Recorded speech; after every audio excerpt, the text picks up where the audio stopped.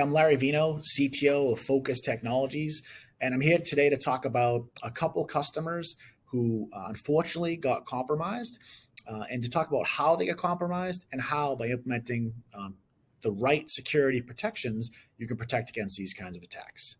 The first is a law firm, and the second is in the oil and gas industry. Just to give you an example of a breach that we worked on recently, was a law firm. Right, so I'm going to kind of take you through how this attack occurred. Day one, the attackers actually leveraged a known sonic wall vulnerability in both their SMA and SRA devices. So they got access to the environment. All they did on day one was access the environment, nothing more. Day two, they were able to actually access a handful of usernames and passwords, right? So now they have physical access, or virtual, over the internet. Now they have actual account information, right? They can log in. Now they can start doing things. Over the course of the next couple of days, they began transferring data around using a very common app called pCloud. Then, when they noticed that nobody had been paying attention, or there were no alerts sounded, or none of their operations being shut down, they started transferring data out. After that, they started logging in from Hong Kong. Again, right? A good security operations team would have noticed that a user logged in from Massachusetts, and then later that day logged in from Hong Kong, right? And that would have been blocked immediately.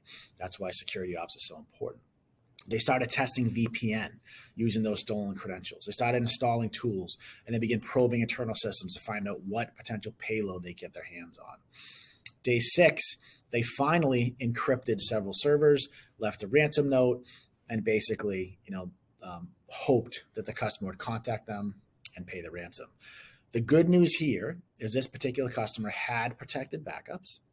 They were able to restore their production, but they did unfortunately lose data. As I was talking about on days 3 and 4, when they transferred data out, that data just happened to be some of their data and some of their customer data, right? And so now, yes, they were able to restore production, but now their data is out there, and so they did have to pay a ransom in order to keep their data from being publicly released.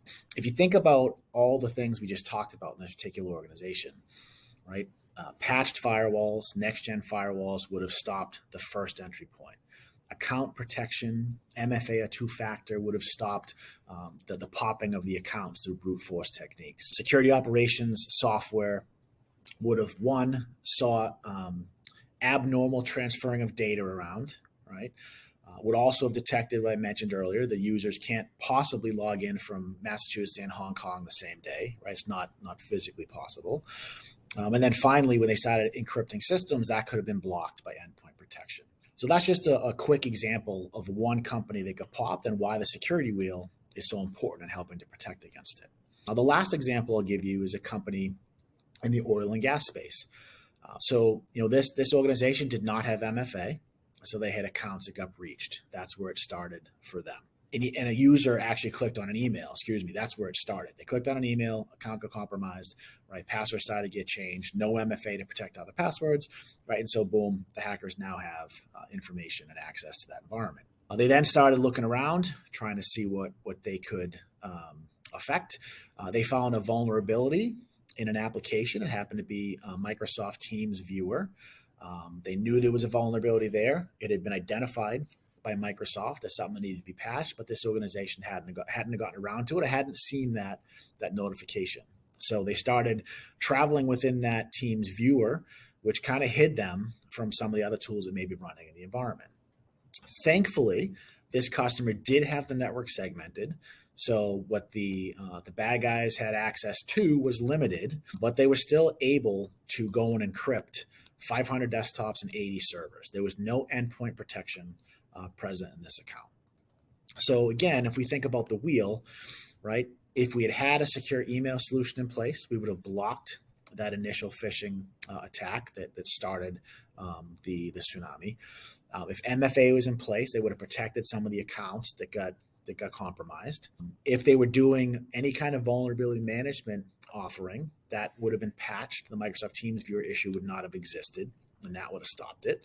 In this case, network segmentation was in place, so it did limit the damage, right? They have thousands of desktops, and hundreds of servers, so that it certainly could have been a lot worse.